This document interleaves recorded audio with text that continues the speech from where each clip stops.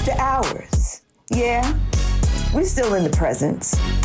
But now we're talking real, no filters, no pretenses. Where faith meets life and truth gets louder. Welcome to the Pulpit After Hours. I'm Dr. Kimmy Yancey James, and we're bringing you bold conversations, real revelation, and unapologetic elevation. This is where leaders speak freely, where healing happens honestly, and where purpose gets stirred up after the benediction. We got wisdom, we got fire, we got truth in the room. So lean in, because what's about to happen is more than a podcast. It's a movement. Welcome to the Pulpit After Hours. Welcome to the Pulpit After Hours, where faith meets real life unfiltered. Because what happens after hours reveals who we really are. This is the space where we talk about purpose, healing, leadership, faith, family, and the kind of wisdom that transforms generations. So tonight our episode is entitled Legacy, Wisdom You Can't Google. Because in a world full of information, wisdom is still rare. There are some lessons you cannot learn from social media. Some things cannot be downloaded. Some truths cannot be searched. Real wisdom often comes through experience, through hardship, through prayer, through sacrifice, through surviving things that should have broken you. Tonight, we have Deacon Jeanette Elizabeth Smith-Lyde. She's a respected educator, administrator, spiritual leader, and community servant whose life story reflects perseverance and purpose. A proud native of Patterson, she is profound. She is amazing. She's a leader, has been a leader in the Patterson Public School District, ultimately serving as assistant superintendent for secondary education, a graduate of William Patterson University and Montclair State University. Mrs. Lyde has dedicated her life to lifting others through education, ministry, mentorship, and service. She also serves faithfully at Calvary Baptist Church as an ordained deacon, chairperson of the deacon board, teacher, mentor, and spiritual leader. And with her, by her side, is Reverend Dr. Jaylin E. Lyde. Yes, she also is a visionary, an educator, minister, mentor, transformational servant leader, a proud graduate of the Patterson Public Schools. Dr. Lyde earned degrees from Howard University, New Jersey City University, before completing her doctorate in strategic leadership from Regent University with a specialization in servant leadership. For more than 27 years, she has faithfully served students and families in education and ministry while mentoring young people through programs such as FAME and the Living Word Mentor Program. She currently serves as president of the Patterson Alumni Chapter of Delta Sigma Theta Sorority Incorporated, and continues to lead with grace, excellence, and purpose. We are excited tonight to have among us two great women, Deacon Jeanette Lyde and Reverend Dr. Jaylin E. Lyde. We are so happy to have you here with us tonight. Welcome. Thank you. Thank you for having us. Pulpit After Hours. Thank you. So we're going to talk about some great stuff tonight. I'm excited about how this conversation is going. And we're talking about legacy, wisdom that you cannot Google. Stay right there. We're going to be right back. And remember to like, remember to share, and remember to subscribe to the Pulpit After Hours. We'll be right back. Hey family, I'm Teresa Jackson, founder and president of the Gospel Industry Coalition. GIC is where artists, creatives, pastors, promoters, and leaders connect, grow, and collaborate. GIC is all about real relationships, real opportunities, and real access. If you're ready to push your purpose forward and take your seat at the table, this is your moment and your movement. Join us today. Log on at gospelindustrycoalition.org. That's gospelindustrycoalition.org. Let's build the future of gospel music together. For nearly 170 years, Kean University has been an integral part of New Jersey's urban landscape. Founded in 1855 as a teacher's college, Kean has always been dedicated to nurturing minds and transforming lives. Today, Kean stands as New Jersey's urban research university. Entrenched in our mission, we are constantly evolving, driven by our vision to be an anchor institution that is built to last. Our impact extends beyond our campus, serving as a vital resource and pillar for our community. We generate jobs, foster innovation, and inspire future leaders. You see, we are more than just an institution. We are building a legacy of transformation and resilience, with an unwavering commitment to equity, opportunity, and a better future for New Jersey and for our students. We are Kean University. We are built to last.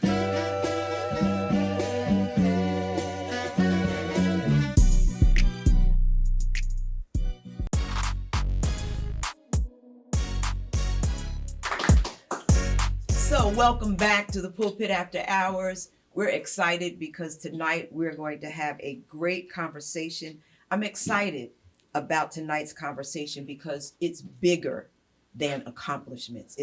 Accomplishments are important, but this is bigger than accomplishments because we're talking about wisdom. We're talking about things that, even though we've been in the classroom, there are things that you don't learn in the classroom. So both of you have great accomplishments and generations. We're looking at generational leadership, and I believe people are really hungry for wisdom. They're hungry to learn. So let's start right here. Dr. Lai, growing up, watching your mother lead and serve and persevere, what wisdom can you say that you inherited just by being with your mom? Wow. Mom is my biggest mentor. She is the one and only. I did not aspire to be an educator. I was supposed to be in the NFL working for physical therapy. Okay. That is half of my background, right? Exercise phys. But because I was always tutoring children, she paved the way with that to always come back from Howard University and build people up. So the wisdom she gave us. Did you say Howard University? Howard University, Okay, HU, all right, the okay. home of the bison, right? We know, right? Yes, okay. And what we learned with that is that she taught us to come back and make sure we always kept our head up. That's the wisdom that she taught us, that my father taught us. No matter what adversity you have, keep your head up, keep your back straight. Don't let anyone see you going through anything. You go through it, and it's okay to go through it. You're not perfect, right? But always keep your head up and walk with perseverance and devotion. And I guess steadfast. Be steadfast in everything that you do. And that's the wisdom they gave us, to make sure you always keep your head up and finish what you started. I love it. Finish what you started. Wow. So you can't Google everything, right? You can't Google everything. Let's be honest. Google can't tell you some things that your mother shared, right? And even with you, Deacon Lai, you learned some things from your mother that you passed on. We're just going to stop here for that moment and ask you to share what you learned that you just had to pass on to the next generation. Wow, what a question. I learned a lot from my mother, and my story is I learned it from not my biological mother, but from the mom that the good Lord gave to me and my sisters and my brothers. My mom died when I was 7 years old, my biological mom. Dad couldn't keep us beyond his 54th birthday. My mother was very young when she passed. She wasn't quite 35 years old. But what I did learn from, and I have to call her name, from Margaret Baker, Oh my God. my mommy, who became my mother, was to stay focused. Don't let anyone deter you from your dream or your vision that you might have. Because if you have that vision in front of you and that dream, you can accomplish it no matter what twists and turns might come your way. And she may not have come out and said it in those very words, but her actions, her role model. She was such a good role model.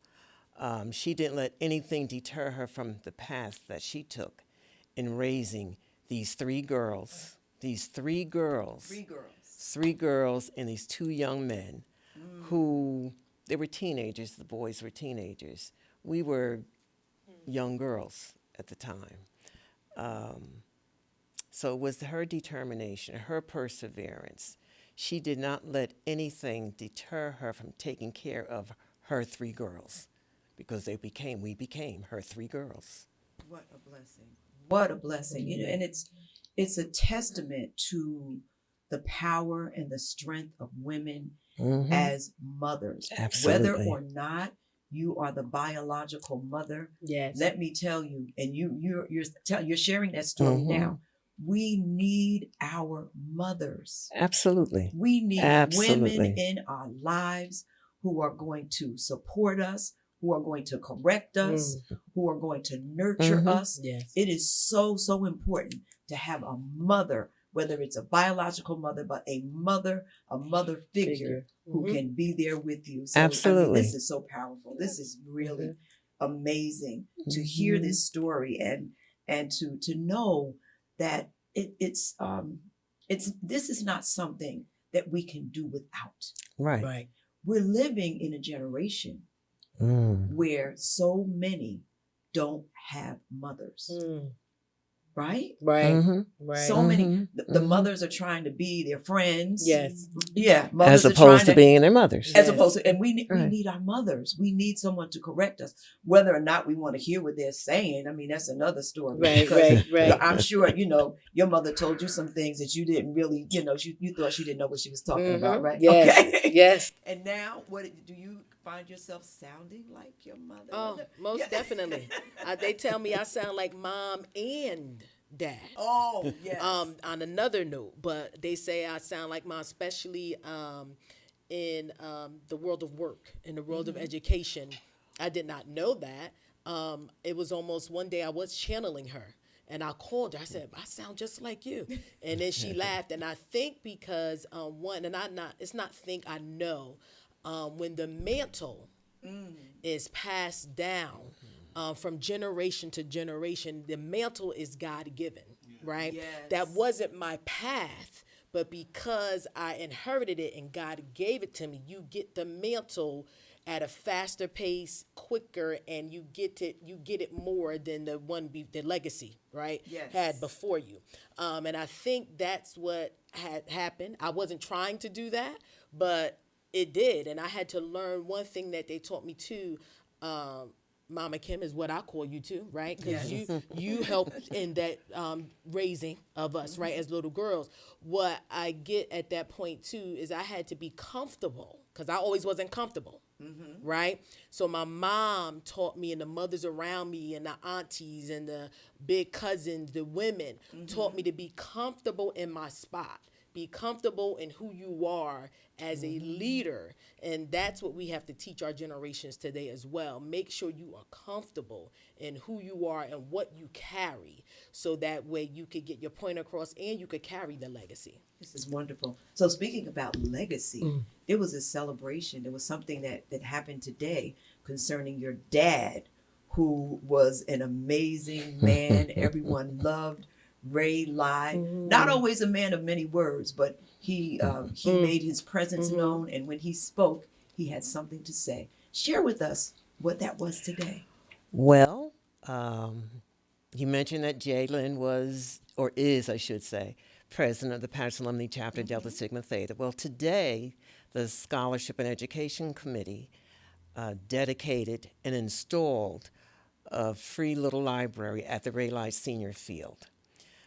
A field that came to fruition prior to his demise.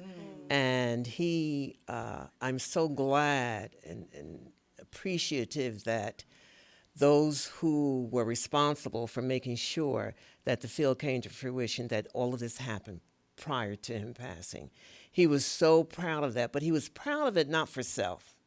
He was proud of it because of the legacy. Yes. Although he never used the word legacy, but he was proud of it because it was a field, as he said, not for him to play on. He wanted it for the kids. Yes. And that was his ongoing commitment to the youth of Patterson. Yes. So many things he did to honor youth. He founded the Patterson Instructional Midget Football League. We did all of that with the kids growing up. He took kids, in fact, at least two guys, Devin McDonald and his brother, what was the brother's first name? Ricardo McDonald, in our backyard, showing them how they never knew what to do, how to catch a football, how to put the shoulder pads and things, what these things were for, etc. And they went on to play NFL. That's amazing. Right. So he gave back. Always gave back to the youth. So our legacy, that was his legacy in that term. Yes. Beautiful. So what Yeah. I'm hearing, what I'm seeing is that your family is a family that serves in the community. Service is key. Service is key, and it's so important. I'm hearing you tell the story about Ray Lyde Sr., and I'm thinking about, of course, Ray Lyde Jr. and him and my son Terrell Yes. growing up together. I think we Yes. have pictures of them together. We do. With you know, so this is like family, community, and it's just such a blessing to see all of this come to fruition, and all of these years later, generation after generation has been blessed because you said yes, because Ray Lyde Sr. said yes. Yes. So this is wonderful. Yes. I'm just happy that you're here today. Thank you. Yes, We're yes, happy to yes, be yes. here. Happy to So be here. We're going to be right back. We're going to continue this conversation of legacy and wisdom that you cannot Google. So remember, hang in there.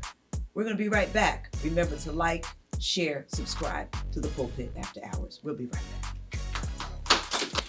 Hey family, Jonathan Nelson here. Look, if you're into gospel music, whether you sing it, play it, promote it, create it, or just love it, I want you to connect with a new move called the Gospel Industry Coalition. It's fresh, it's new, and it's where gospel trendsetters are connecting and collaborating. Gospel Industry Coalition is the new hub for artists, musicians, pastors, producers, influencers, and leaders who want to be a part of building the future of gospel. So if you're tired of watching from the sidelines, if you're ready to push your purpose forward, if you're ready to take your seat at the table and be seen and heard, I'm inviting you to become a part of the Gospel Industry Coalition. Sign up today at gospelindustrycoalition.org. That's gospelindustrycoalition.org. Let's build the future of gospel music together. For nearly 170 years, Kean University has been an integral part of New Jersey's urban landscape. Founded in 1855 as a teacher's college, Kean has always been dedicated to nurturing minds and transforming lives. Today, Kean stands as New Jersey's urban research university. Entrenched in our mission, we are constantly evolving, driven by our vision to be an anchor institution that is built to last. Our impact extends beyond our campus. Serving as a vital resource and pillar for our community, we generate jobs, foster innovation, and inspire future leaders. You see, we are more than just an institution. We are building a legacy of transformation and resilience, with an unwavering commitment to equity, opportunity, and a better future for New Jersey and for our students. We are Kean University. We are built to last.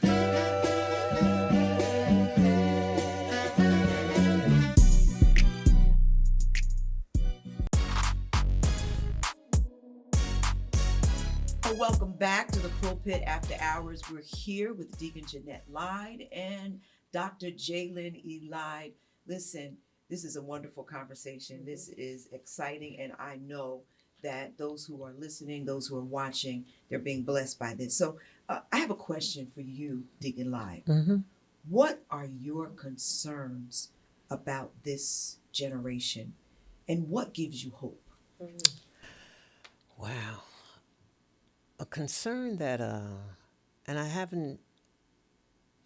I should say, not too long ago did I mention this, because of the shootings that have happened in the city. Our young people don't value life. It seems as if they don't value life. They too easily take a life, not understanding or realizing the consequences or the decisions that they make. What does give me hope are the younger voices that I see, particularly within the school system. The fact that there are people out there who are working in these fraternities and sororities who are gathering up youngsters. We had something like 70 kids today at our field, and they were there playing football, learning little things, playing football, learning the rudiments of playing football, baseball, whatever the case might be. We were reading to them and things of that nature. But the fact that we do have adults in these organizations who are voluntarily giving up their free time to help to cultivate them, to raise them, etc., and not just to let them go by the wayside. So and parents are out there with their children. So that is what gives me hope, that all is not lost. But it just frightens me. Yeah. It frightens me when I see the disregard, and that's how I look at it, for life at some of these young adults or older teens and what have you. Yeah, we have to hope that it's going to get better. And I think the change can happen. Change can occur when we get involved, when we see the families and the mothers. Family, it's all about family. And I think our children get lost because they try to find family outside of the nuclear family, if you will. They don't have family at home, and they find family in the streets. Elsewhere. And it's not the right family. It's not the right family. It's not the right family. Not the right family. So speaking of family, old school mothers, okay. They had some sayings. Did they not have some sayings? Yeah. And they could straighten you out without saying anything. Sometimes it was just a look. I think, have you gotten... It was a look.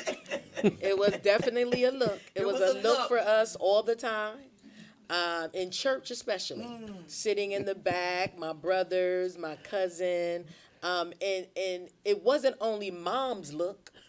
It was the village look, right? And that's what's missing sometime today, the village. It was the village look, or the sayings that they had. But it was just one look, and took one look for them. You can act up if you want to, right? Right, looks and everything, right? And one saying though, one saying that I guess trickled down to the family, and I used it even in my teaching. You could show off if you want to. You could show off if you want to, but I'm gonna show off either right where you are or when we get home. But just remember that. And when I said it to my students, they asked me, what did that mean? So I explained to them, and every time we went out on a field trip, or if I'm now a principal, I would just look, and then it was just straighten up. And those are just some of the little tidbits, right? That is just tradition. That's just something simple and that they can take with them, because they know soon as you don't even have to say anything sometimes. But that was one saying that stuck with me. Yes. Okay. That was, we had we heard some things, and they said what they said. They meant what they said. And sometimes it was better just to get the look, and you didn't have to hear what they were going to say, because sometimes they would say what they were going to say in a place where you didn't want them to say it, that you didn't want to be called out. You didn't want to be taken out. That would be the worst part. You didn't want them to say, I'm going to take you outside. We're going to the bathroom at church. You didn't want that to happen, because that may not. At church, the supermarket. No, the supermarket. Or hiding in clothes. We used to hide in the clothes at Alexander's. No. Remember my brother? They used to hide, so they got in yes. trouble, right? So Yes. it was those moments Oh, too. my And then goodness. that's the showing off moment. Showing right? off. Right. Yeah. Mhm. You show out and we'll show out right here with you. Like, oh, no. We didn't want to hear that. Yeah. But it was love. It Yes. was love. And they corrected us and they taught us how to act. Do not behave in this Right. way. Right. That is not acceptable. That's right. And they did it in love. So, it's all good. But I want to share some things that you're doing, that we're doing, something that's coming up in June with scholarship and education and awards. And we're going to ask you to talk about that. We want our people, our viewers, to see what's coming up. And we want you to share a little bit about what's happening with... Well, on June the 6th, the Patterson Alumni Chapter will be awarding scholarships to deserving young ladies. And we will also be recognizing and honoring community workers or leaders, folks who have given up their time and their service in the community. So it's June the 6th at the Tides in North Halden. And we invite all to attend. Yes. All to attend to support us. You're going to be able to find it on social media. We're going to make sure that we put that out there. We'll share it with you. And it's going to be a great, great, great time. It's something that is important. Scholarship and education. Yes. Both very, very important. Absolutely. And we encourage and this is one of the things that I am grateful for. Coming up as a child, I was encouraged to go to school. Yes. I was in, right? You were Yes. told. We were You were told. told that you are going to graduate from college. It was not maybe you're going to go to college. You were told you're going to go to college and you're going to graduate. And I say, when I talk about it, I say they brainwashed me. They told me that I had to go to college, and that was it. We didn't have a choice. we It didn't- wasn't a choice. No. It was something that was instilled in us. Scholarship was instilled in us since we were young students and young children. I didn't ask my mom, was I going to college or did I have to go? That wasn't a conversation. No. It was, when are you filling out your applications? And okay, let me fill out my applications. It was a normal process in the life of the house or in the life of actually our family. And one thing, even if you did not attend a 4-year or needed to attend a 2-year, it was something that you still needed to do because you could have went into another field that it didn't require that. Yes. But that is something that I guess when we talk about legacy and building a foundation, that is one thing that our family strives on, and that's scholarship and academics, and making sure you go. And not only were those two students that my father taught to the NFL, we now have the family of cousins who've gone on to Division I schools to play football and graduated with degrees, and now it trickled down to the nephews at this point. You see Amari coming up and playing in a 5-star. He's going to be a 5-star athlete. Pop prophesied that before he passed away, because he's carrying the mantle of his older brother, who is now graduating from college, but went on for a football scholarship. But it was always about academics as well, and he's about to go to grad school. So just watching them grow up and living the legacy of their family, besides those that are around them, but living that legacy is just very important to us. It's become a natural progression in the family, a natural progression. The question isn't asked, are you going? Where? Where? Right. And that's wonderful. Right. Not That's are you, wonderful. but where? Yes, yes. And I can remember that, graduating from high school, Eastside High School. Okay, Eastside. And the conversation for all of us who were seniors, where are you going to college? Right. Where are you going? Not if you're going, where? Right. Where? And it's a wonderful thing. Education is key. Knowledge is power. Yes. And as you stated, not everyone is going to go to college, but we need to do something beyond high school, whether it's a trade. You need to be able to take care of yourself. And that was always my goal. I want to be able to take care of me. Right. Right? And isn't that what we want for our children? Right, we don't right. want, when they call us, rather, we don't want them to call us saying, they need money. Right? We don't want to hear that call. We got to be You're honest. right. We don't You're want to right. hear that call. I know of someone who says that he has 2 children. One is a son, one is a daughter. He said he changed his ringtone on his phone for his son. The ringtone for his son is the Beatles, "Help, I Need Somebody." Because he knows every time he That's hears good. them, That's good. he is. You should have used that for me already. Yes. So While we you don't were both at that's Howard. what we don't want that call. We want, you're all right. You're all right. But listen, it has been wonderful speaking to both of you, talking about legacy and wisdom that you cannot Google. You have to be side by side. And it's wonderful to see generations, how you pour into each other and how this continues to be a blessing in the family and the community. So we thank God for you being here. We thank you. We thank you Yeah. for having us. We thank you. Thank you. Yes, it's been great. So here we are with our word of wisdom. Write this down. Information may impress people, but wisdom changes lives. Wisdom teaches you when to speak, when to wait, when to walk away, when to fight, and when to trust God through uncertainty. And one of the greatest tragedies in life is having access to wisdom, but refusing to listen. Honor the people who carry wisdom, because some lessons cost them years, tears, losses, and sacrifices to learn. So take this with you. Take the time, seriously, take the time to take care of yourself. Check on yourself the way that you check on other people. Tonight reminded us that wisdom is one of life's greatest treasures, and some of the most valuable lessons you will ever learn will come from people who have survived what you are still trying to understand.